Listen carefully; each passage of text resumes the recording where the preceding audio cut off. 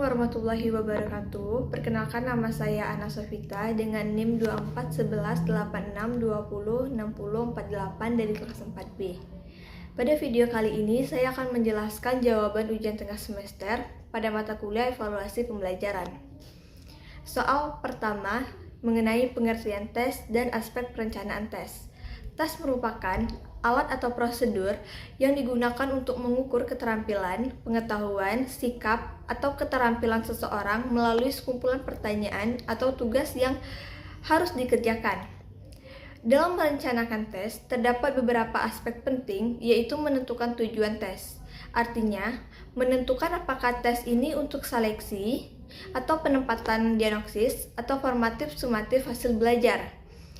Lalu analisis kurikulum dan materi, ya artinya memilih bahan pelajaran yang relevan untuk diujikan sesuai kurikulum. Lalu menyusun kisi-kisi tes, artinya membuat selembaran materi, tingkat kesukaran, dan aspek kognitif yang akan diukur. Lalu pemilihan tipe soal dan format, yaitu menentukan bentuk soal apakah objektif, pilihan ganda, atau esai, uraian, yang paling sesuai dengan tujuan tes. Lalu penulisan dan telaah atau editing soal, yaitu menyusun soal dan menelaah atau merevisi soal sebelum diuji cobakan. Soal kedua, pengembangan soal, kognitif, afektif, dan psikomotorik. Nah, dalam mengembangkan soal terdapat 3 aspek utama, yaitu kognitif, afektif, dan psikomotorik. Yang pertama pada aspek kognitif, berkaitan dengan kemampuan berpikir. Cara mengembangkannya adalah dengan menentukan indikator, menyesuaikan dengan level kognitif, memilih bentuk soal, menyusun soal, serta membuat kunci jawaban dan skor. Yang kedua, aspek afektif, berkaitan dengan sikap dan nilai pengembangan. Nilai pengembangannya dilakukan dengan menentukan indikator sikap, menggunakan instrumen non-tes seperti observasi atau angket, membuat pernyataan sikap, dan menggunakan skala penilaian. Yang ketiga yaitu aspek psikomotorik, berkaitan dengan keterampilan. Cara mengembangkannya adalah dengan menentukan indikator keterampilan, membuat tugas praktik, menyusun langkah-langkah kerja, membuat rubrik penilaian, dan melakukan observasi saat praktik langsung. Soal nomor 3 mengenai ciri-ciri butir soal yang baik. Suatu butir tes dikatakan baik apabila memenuhi beberapa kriteria. Yang pertama, itu valid, artinya mengukur sesuai dengan tujuan pembelajaran. Kedua, reliable, yaitu hasilnya konsisten. Yang ketiga, objektif, yaitu penilaian tidak dipengaruhi subjektivitas. Selain itu, soal harus memiliki daya pembeda, tingkat kesukaran yang sesuai, bersifat praktis dan ekonomis, serta menggunakan bahasa yang jelas dan tidak menimbulkan penafsiran ganda. Dengan memenuhi kriteria tersebut, soal dapat mengukur kemampuan siswa secara akurat. Soal keempat, definisi evaluasi menurut para ahli. Menurut Suharsimi Arikunto pada tahun 2021, evaluasi adalah kegiatan mengumpulkan informasi untuk dijadikan sumber dalam pengambilan keputusan. Sumbernya Arikunto S. tahun 2021, judul Dasar-Dasar Evaluasi Pendidikan edisi revisi Jakarta Bumi Aksara. Yang kedua, menurut Zainal Arifin tahun 2020, evaluasi merupakan proses sistematis dan berkelanjutan untuk menentukan kualitas suatu program atau hasil belajar. Sumber Arifin Z tahun 2020, judul buku Evaluasi Pembelajaran Bandung Remaja Rosda Karya. Yang ketiga, Sukardi tahun 2021. Evaluasi adalah proses memahami, memberi arti, serta mengomunikasikan informasi untuk pengambilan keputusan pendidikan. Sumber Sukardi 2021, Evaluasi Pendidikan, Prinsip dan Operasionalnya. Dalam kurung edisi revisi Jakarta Bumi Aksara. Selanjutnya soal nomor 2. Di sini saya akan menjelaskan hasil analisis tingkat kesukaran dan daya pembeda dari 10 butir soal tes dan 15 peserta didik. Sebelumnya, saya sudah membuat tabel butir soal tes. Di sini ada 10 soal, jumlah butir soal, dan di sini R1 sampai R15 itu merupakan jumlah peserta didiknya. Sebelum masuk ke rumus pertama mengenai tingkat kesukaran, kita harus menghitung jumlah siswa yang menjawab benar per soal. Kita lihat di soal pertama. Jumlah siswa menjawab benar itu ada 11 siswa, yaitu siswa R3, R4, R5, R6, R7, R8, R9, R10, R11, R14, R15. Itu jumlahnya ada 11 siswa yang menjawab benar pada soal nomor pertama. Soal nomor kedua itu sama, ada 11 siswa yang menjawab benar. Soal ketiga itu ada 6 siswa. Soal keempat itu ada 13 siswa. Soal kelima itu ada 9 siswa. Soal keenam itu ada 11 siswa. Soal ketujuh ada 11 siswa yang menjawab benar.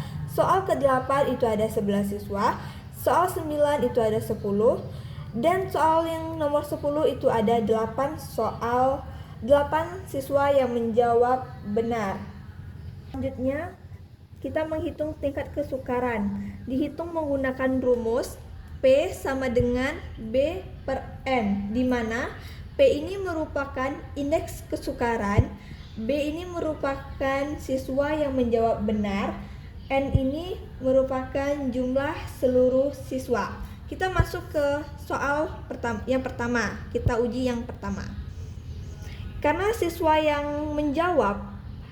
siswa yang menjawab di soal tes nomor pertama ini ada 11 siswa, itu yang B-nya ada 11. Kita masukkan angkanya, B ini menjadi 11, N ini menjadi 15 karena jumlah siswa ini adalah 15. Lalu masuk ke pembagian, 11 dibagi 15 itu hasilnya didapatkan 0,73. Dan di sini saya menginterpretasikannya dengan kategori mudah. Karena dilihat dari interpretasinya, 0,73 ini masuk ke kategori mudah, yaitu 0,71 sampai 1,00. Yang kedua, soal yang kedua sama seperti tadi, dimasukkan jumlah siswa yang benar itu ada 11, dibagi dengan N, jumlah peserta didik 15, lalu dihasilkan 11 dibagi 15 itu hasilnya 0,73. Kategori mudah. Dengan interpretasinya sesuai. 0,73 ini masuk ke kategori 071 sampai 1,00. Begitu seterusnya sampai soal ketiga 4 sampai ke 10 soal. Jadi begitulah untuk menghitung tingkat kesukaran pada butir tes yang diberikan. Selanjutnya itu kita masuk ke daya beda butir tes. Sebelum masuk ke rumus, langkah pertama yaitu kita mengurutkan jumlah benar per siswa dalam menjawab 10 butir tes dengan menghitung ke samping. Seperti ini. Siswa pertama atau R pertama dari 10 soal ini dia menjawab dengan jumlah 7 butir soal tes. Kenapa? Karena di sini kita lihat di nomor pertama itu dia salah. 0 ini melambangkan salah dan 1 ini melambangkan benar. R pertama, siswa pertama itu di soal nomor pertama dia salah, soal nomor kedua dia benar, soal nomor 3 salah, nomor 4 benar, soal nomor 5 dia benar, nomor 6 dia benar, nomor 7 dia benar, nomor 8 dia salah, nomor 9 dia benar, nomor 7 dia salah. Untuk R2 atau siswa kedua, itu sama seperti cara tadi, dia menjawab betul dari 10 butir soal ini itu ada 7 yang betul. Siswa 3 itu ada 6, siswa 4 itu ada 7, siswa 5 itu 8, siswa 6, 7. Begitu seterusnya menghitung jumlah siswa yang menjawab benar pada 10 butir soal sampai hasilnya semuanya sudah tertera, dan kita lanjutkan ke sini saja. Karena sudah kita urutkan yang urutan benar per siswa, langkah kedua kita urutkan jumlah benar paling tinggi per siswa. Di sini itu ada R5, siswa kelima itu menjawab dari 10 butir soal, dia menjawab benar itu ada 8 soal yang urutan tadi di sini. R8 itu ada 8 soal sampai R15 itu dia menjawab hanya 5 butir soal tes yang dia jawab benar. Langkah kedua yaitu mengelompokkan kelas atas dan kelas bawah. Karena jumlah siswanya tadi ganjil yaitu 15, maka harus dibagi 2, dan saya memilih 8 siswa untuk kelompok atas dan 7 siswa untuk kelompok bawah. Dibagi. Langkah berikutnya yaitu pengelompokan untuk mencari daya beda. Di sini saya sudah membuat tabel untuk mempermudah pencarian. Tabel pertama di sini itu jumlahnya 8 siswa untuk kelompok atas. Di sebelah ini tabel untuk kelompok bawah dengan jumlah 7 siswa.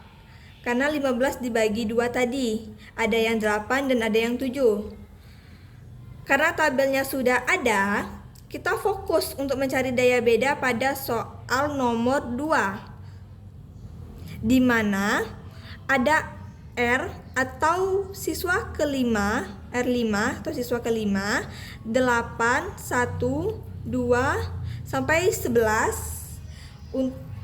Untuk siswa pertama atau R, ini R5, kita lihat pada tabel pertama. Kita lihat pada tabel pertama kali kita buat untuk memastikannya, kepastiannya itu R5 atau siswa 5, kita fokus pada soal nomor 2. Apakah siswa kelima ini atau R5 ini menjawab benar atau salah pada soal nomor 2. Kita fokus ke soal nomor 2. Kita lihat di tabel pertama sekali. Tadi siswa 5, kita lihat di sini R5 siswa atau siswa 5. Kita fokus ke soal nomor 2, dia menjawab benar apa salah. Kita lihat soal nomor 2 R5. Dan dia menjawab benar dengan tanda 1 atau garis ini. Dia menjawab benar, lalu kita masukkan ke kolom nomor 2 benar. Lanjut kita lihat ke siswa ke-8 atau R8 ini, ke soal nomor 2. Nomor 2 di sini R8, soal nomor 2. Kita fokus ke soal nomor 2 ya untuk mencari daya bedanya. Kita lihat ternyata dia benar. Kita masukin ke kolom sini tadi. Di soal nomor 2 benar 1. R1 kita lihat di soal nomor 2 benar. Kita tulis sampai seterusnya di R11 karena urutannya tadi. Nah, untuk yang KB kelas bawah begitu juga. Kita lihat di R13 di soal nomor 2, fokus ke soal nomor 2. Nomor 2 R13 itu dia benar. Kita tulis di sini benar. Sampai jumlah 7 siswa tadi, pengelompokan 7 siswa itu berada di nomor 7 yaitu R15 atau siswa ke-15. Nomor 2 siswa ke-15 salah. Selanjutnya pada soal nomor 2 ini yang menjawab benar itu ada 5 siswa yaitu R5, R8, R1, R4, R6 itu jumlahnya ada 5 siswa. Dan kelompok bawah yang menjawab benar pada soal nomor 2 itu ada 6 siswa. Nah, terakhir kita menghitung daya beda menggunakan rumus tadi daya beda. KA ini kelompok kelompok atas dengan jumlah yang menjawab benar itu ada 5, kita masukkan 5. And ini tadi jumlah kelompok kelas atas itu ada 8 jumlahnya, kita baik di sini taruh 8 dikurang KB-nya itu ada 6 siswa yang menjawab benar, kita taruh di sini 6 per atau dibagi dengan nilai siswa kelompok bawah itu ada 7. Jadi 5 dibagi 8 itu hasilnya 0,62. 6 dibagi 7 itu hasilnya 0,85. Jadi 0,62 ini dikurang dengan 0,85 itu hasilnya minus 0,23. Yang hasil interpretasi soalnya itu jelek. Kenapa jelek? Kita lihat di interpretasi yang sudah disediakan. Minus 0,23 ini masuk ke golongan kategori kurang dari 0,20 yang artinya jelek. Sekian dari jawaban UTS saya. Apabila saya ada salah kata dalam penyampaian penjelasan video, saya mohon maaf. Saya akhiri. Wassalamualaikum warahmatullahi wabarakatuh.